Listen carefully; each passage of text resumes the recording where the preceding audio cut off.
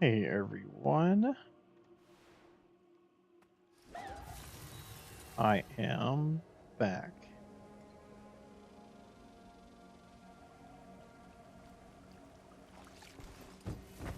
I had a bit of vacation, so it's been a while since the last video, and while I've been gone, there has been a lot of news.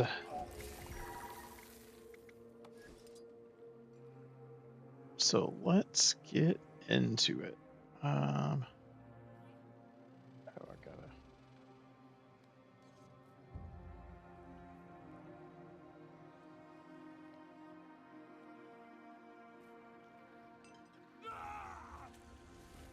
There we go. There's been some news in the Guild Wars world, and I'd say it's a lot of good stuff. But I had a thought too that I wanted to throw out there. First off, we got Guild Wars 3 announcement,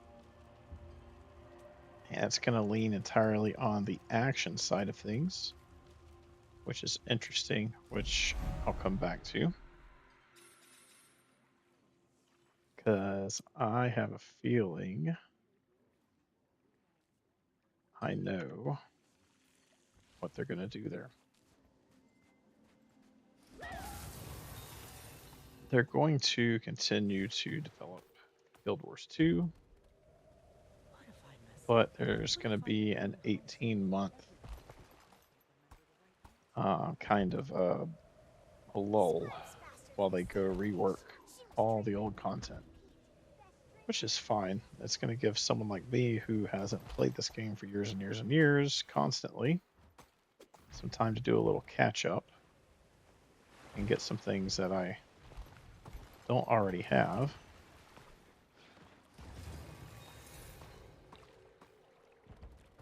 Everybody else does. Oh, like the flying mount. I want the flying mount. I mean, the Griffin's fine, but it does not have as much up as the flying mount.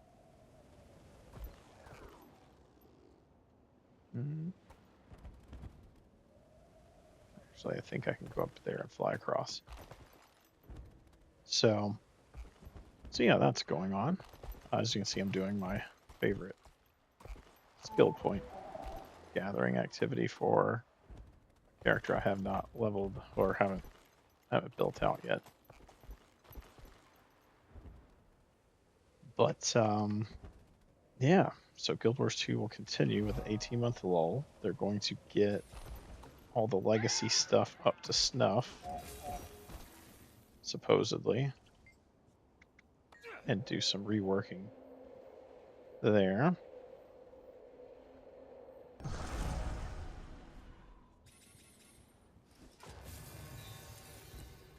I just hope that means some of the graphics will get a polished pass, because some of the graphics in some of the earlier areas are definitely dated. Guild Wars 1 is going to get new content as well, which is interesting, but at the same time makes sense. It feels like that's what they're considering their, quote unquote, classic experience. It really feels like they're trying to compete with.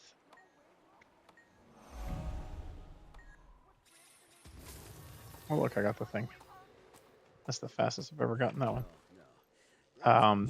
So they're definitely trying to compete with this whole classic and current / modern thing that WoW has kind of set up and has been doing, which is, is what it is. I guess the first combat I've done with this character in a very long time. Let's see how it goes. Very poorly. Very poorly. It's going very poorly.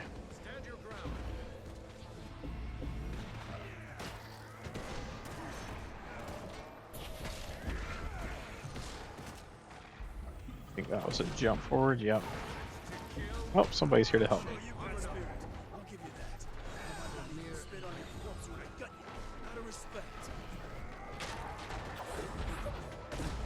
Definitely gonna have to learn this class. I don't have any equipment either, so I don't know what I'm doing out here.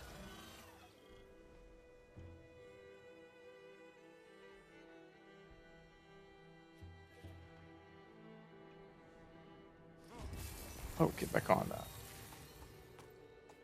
I was going to deal with equipment once I have my skill points and my build set. So yeah, Guild Wars 1's going to get some updates, which if you're a big Guild Wars 1 fan, that's exciting. It's also coming to mobile here in the next couple weeks, which I'll be checking out. I've checked out the game before, and it's pretty fun, but I wanted to get a little deeper into this one. But looks like Guild Wars will be a good one for casual sit back on mobile kind of gameplay. I did see someone review it and say the harder gameplay is not possible or not feasible on mobile, but we'll see. But then there's Guild Wars 3. So my theory / hot take, whatever you want to call it, and it's just kind of ironic timing of it. I think Guild Wars 3 is going to end up playing and feeling a lot like games like Destiny 2. And it's not because I do want to get this location down here. It's not because Destiny 2 just stopped all development. Because obviously they've been planning Guild Wars 3 for a lot longer than Destiny's been struggling and in getting sunset. But the way they've described it makes me think they're going to have a system that's going to play very much like those games. And now that that game has ceased development, I think that'd be crazy to not fill that void that it's about to leave. I don't think they should go full looter shooter, but I think the feel of it is what people like, right? I mean, sure, you're going to get loot in a game like Guild Wars, but the full on running around environments with dynamic events going on, it all very much lends itself to what we already experience in Guild Wars 2, like that boss that I just fought. That boss just appeared out of nowhere.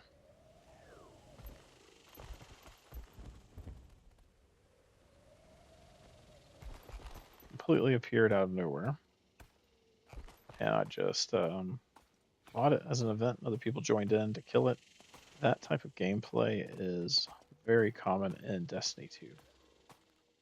And I played a lot of Destiny 2 back in the day. And there's a reason I played a lot of it. It's a fun game loop. It's a very fun concept. And I feel like Guild Wars 3, even before the announcement of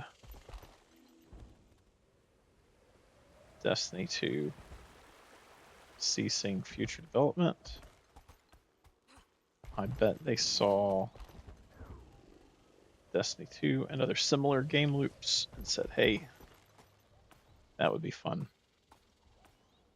Now, the action combat part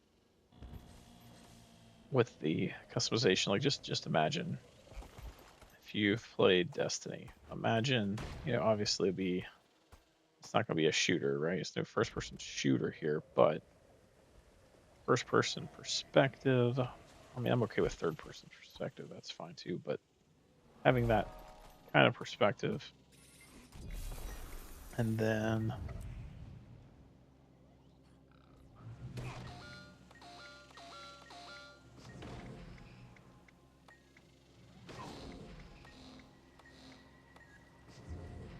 I need to kill whatever this is. But I think having something with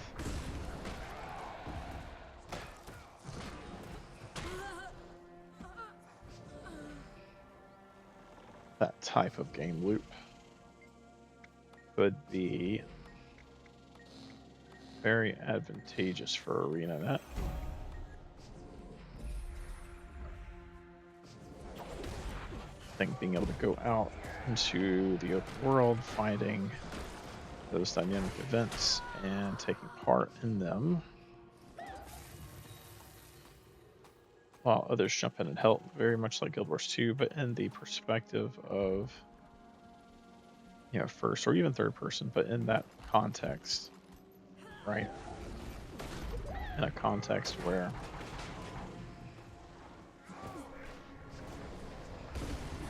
you're moving through the world, you know, on your way to something else and getting stopped.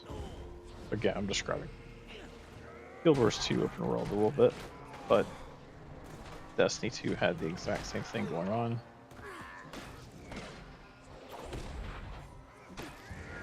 And I think if they're going full action combat, like they said, having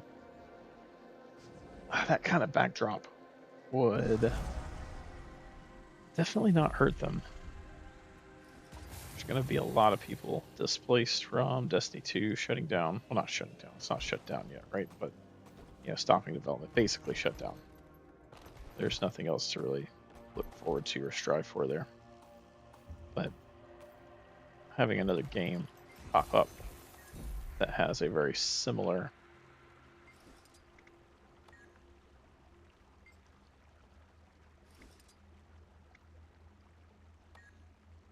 why? Oh my gosh, I wasn't paying attention. But yeah, having that game loop built into a game that's playable on console. I am surprised that they only mention PlayStation 5. I would love to see other systems added to that. I'd love to see the Switch. I have a Switch too. I'd love to see a Switch 2 on that list, but more feasible would be the Xbox. And who's to say the new leadership at Xbox aren't already working on that after the announcement, or even before the announcement, because I'm sure they knew that game was in development. But we'll have to wait and see. So, exciting stuff. I think that game could definitely serve a big purpose and role and fill a gap that everybody's going to be feeling here very soon, and reach a broader audience than Destiny 2 would, because it's a different, first-person shooters are a very specific genre. Action RPG, so also a different genre. But I think the action RPG aspect might net them more players, especially with the Guild Wars IP, than something like Destiny had. And the way ArenaNet approaches their players versus the way Bungie has approached their players in the past, I always get lost out here. But I think ArenaNet has a chance to knock it out of the park.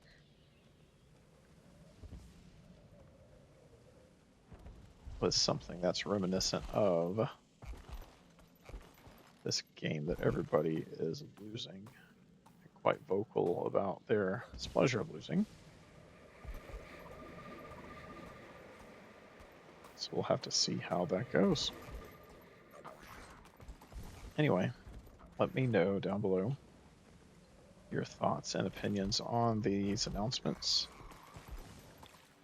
And if you're more looking forward to Guild Wars 3, or if you're leaning more towards wanting to see what they do with Guild Wars Reforged and Guild Wars 2.